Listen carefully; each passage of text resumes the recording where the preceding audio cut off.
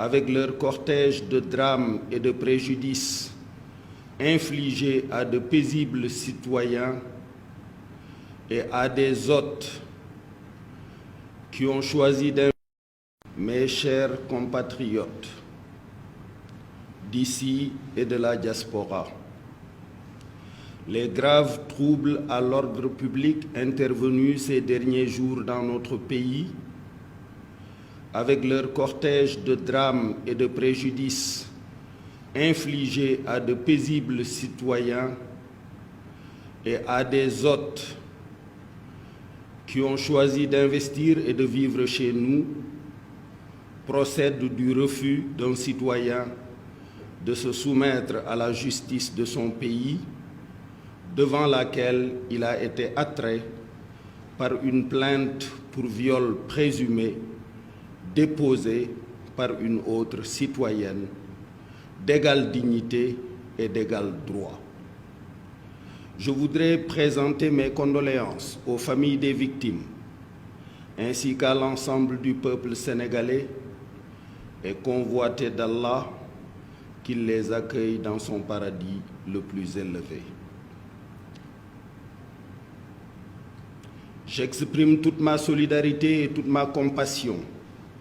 à l'endroit des compatriotes et hôtes qui ont subi des dommages dans leurs biens et dans leurs personnes et exhorte l'État à les secourir au mieux. J'exprime toute ma fierté, toute ma reconnaissance, toutes mes félicitations à nos forces de sécurité et de défense, les meilleures au monde, pour leur professionnalisme, leur courage, leur sens de la mesure et de la responsabilité qui ont permis de contenir des assauts d'une violence inouïe avec une admirable maîtrise. Conformément à la recommandation prophétique faite à tout musulman d'être solidaire de son frère qui subit une épreuve, qu'il ait raison ou tort, je voudrais exprimer ma solidarité à mon jeune frère Ousmane Sonko, frappé par une terrible épreuve. S'il sait que les accusations portées à son endroit par la citoyenne Adji Sarr sont infondées et ne sont que le résultat d'un complot ourdi contre sa personne, je l'invite à faire ce que je fis en son temps, c'est-à-dire déclarer solennellement devant Dieu et devant les hommes que d'ici à l'extinction du soleil, aucune preuve ne viendra étayer les dites accusations. S'il ne le peut pas, je lui recommanderai alors de se repentir, de demander pardon à sa famille, à ses militants et au peuple sénégalais et d'accepter avec dignité les conséquences des actes posés. Depuis le 1er novembre 2020, à partir de ma station de président du Conseil économique, social et environnemental, j'observe de façon privilégiée et au quotidien les activités de son Excellence, Monsieur le Président de la République. Je l'ai vu se battre de façon titanesque pour que le peuple sénégalais soit parmi les premiers en Afrique à recevoir le vaccin, même au prix d'efforts budgétaires incommensurables. Je l'ai vu plaider avec autorité auprès de ses collègues du G7 pour que la solidarité internationale à l'endroit de l'Afrique soit à la hauteur des enjeux pour venir à bout de cette pandémie qui révèle notre commune vulnérabilité humaine. Je l'ai vu insister pour que l'Afrique dispose de ressources financières conséquentes, au moyen de droits de tirage spéciaux, d'abandon de dettes ou de tout autre mécanisme, afin de soulager les entreprises africaines et les investisseurs africains des terribles conséquences de la pandémie sur les fragiles économies africaines. Je l'ai vu donner des instructions pour qu'il n'y ait plus de retard dans le paiement des bourses à nos étudiants, Je l'ai vu doter nos chercheurs d'un supercalculateur qui les dispense d'aller faire leurs travaux à l'étranger. Je l'ai vu répondre avec grâce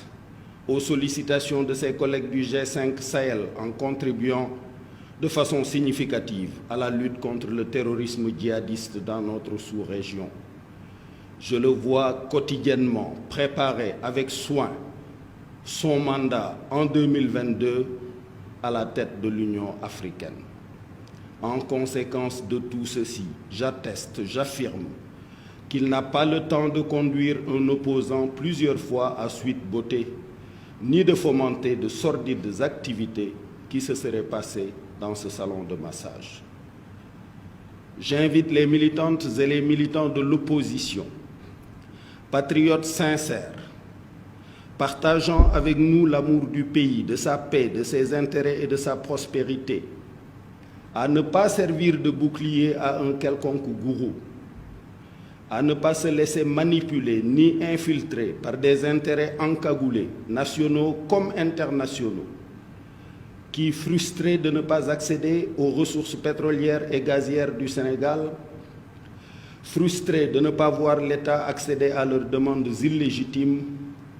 nourrissent le plan de déstabiliser notre pays. J'incite mon jeune frère Ousmane Sonko, directement ou à travers ses conseils, à s'adresser à ses partisans pour les inviter à cesser toutes activités insurrectionnelles, de pillage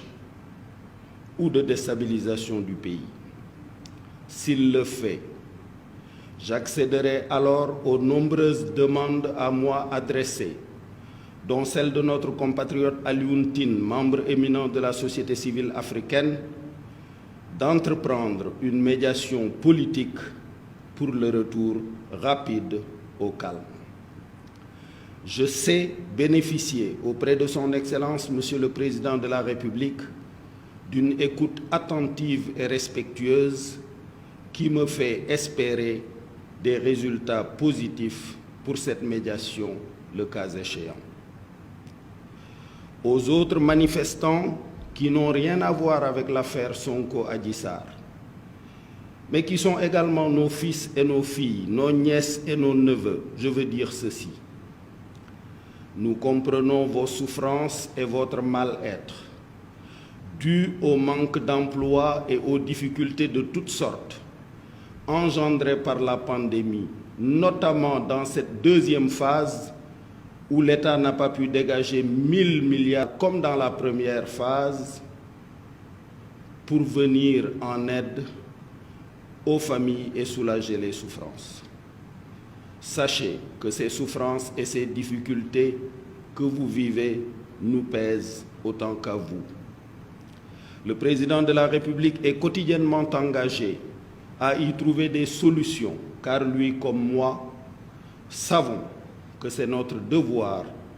comme nous le faisons avec nos propres enfants, de vous nourrir contre la faim et de vous rassurer contre la crainte.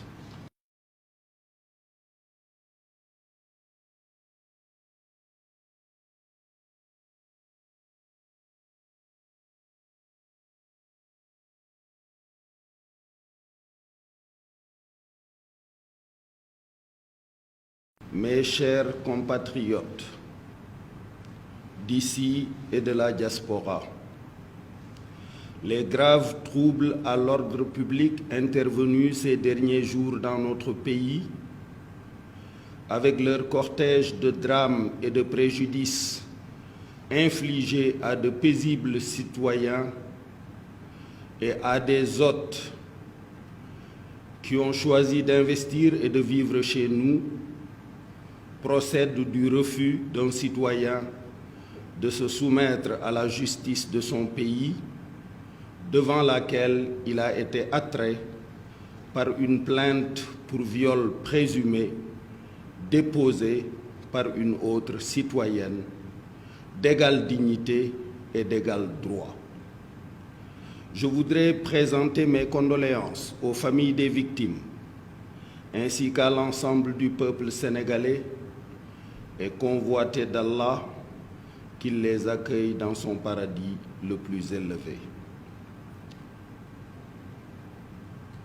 J'exprime toute ma solidarité et toute ma compassion à l'endroit des compatriotes et hôtes qui ont subi des dommages dans leurs biens et dans leur personne et exhorte l'État à les secourir au mieux. J'exprime toute ma fierté, toute ma reconnaissance, toutes mes félicitations à nos forces de sécurité et de défense, les meilleures au monde, pour leur professionnalisme, leur courage, leur sens de la mesure et de la responsabilité qui ont permis de contenir des assauts d'une violence inouïe avec une admirable maîtrise. Conformément à la recommandation prophétique faite à tout musulman d'être solidaire de son frère qui subit une épreuve, qu'il ait raison ou tort, je voudrais exprimer ma solidarité à mon jeune frère Ousmane Sonko, frappé par une terrible épreuve. S'il sait que les accusations portées à son endroit par la citoyenne Adji Sarr sont infondées et ne sont que le résultat d'un complot ourdi contre sa personne, je l'invite à faire ce que je fis en son temps, c'est-à-dire déclarer solennellement devant Dieu et devant les hommes que d'ici à l'extinction du soleil, aucune preuve ne viendra étayer les dites accusations. S'il ne le peut pas, je lui recommanderai alors de se repentir, de demander pardon à sa famille, à ses militants et au peuple sénégalais et d'accepter avec dignité les conséquences des actes posés. Depuis le 1er novembre 2020, à partir de ma station de président du Conseil économique, social et environnemental, j'observe de façon privilégiée et au quotidien les activités de son Excellence, Monsieur le Président de la République. Je l'ai vu se battre de façon titanesque pour que le peuple sénégalais soit parmi les premiers en Afrique à recevoir le vaccin, même au prix d'efforts budgétaires incommensurables. Je l'ai vu plaider avec autorité auprès de ses collègues du G7 pour que la solidarité internationale à l'endroit de l'Afrique soit à la hauteur des enjeux pour venir à bout de cette pandémie qui révèle notre commune vulnérabilité humaine.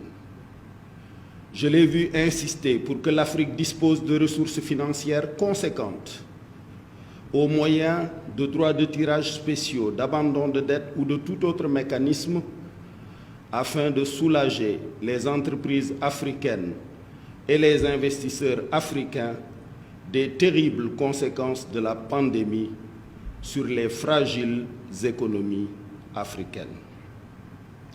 Je l'ai vu donner des instructions pour qu'il n'y ait plus de retard dans le paiement des bourses à nos étudiants. Je l'ai vu doter nos chercheurs d'un supercalculateur qui les dispense d'aller faire leurs travaux à l'étranger. Je l'ai vu répondre avec grâce aux sollicitations de ses collègues du G5 Sahel en contribuant de façon significative à la lutte contre le terrorisme djihadiste dans notre sous-région. Je le vois quotidiennement préparer avec soin son mandat en 2022 à la tête de l'Union africaine.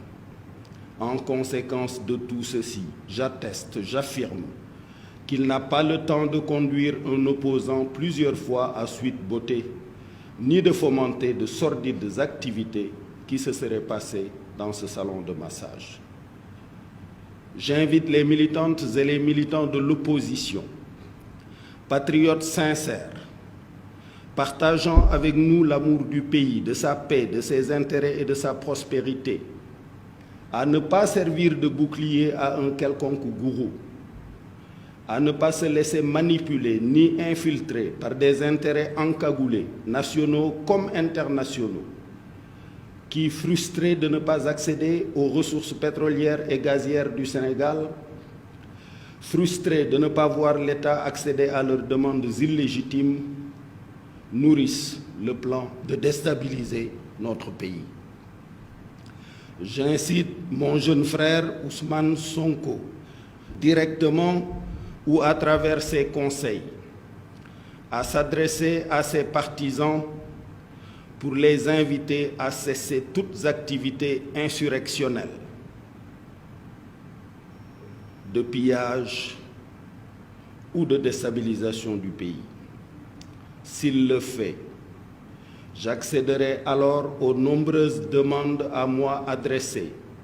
dont celle de notre compatriote Alioune Tine, membre éminent de la société civile africaine,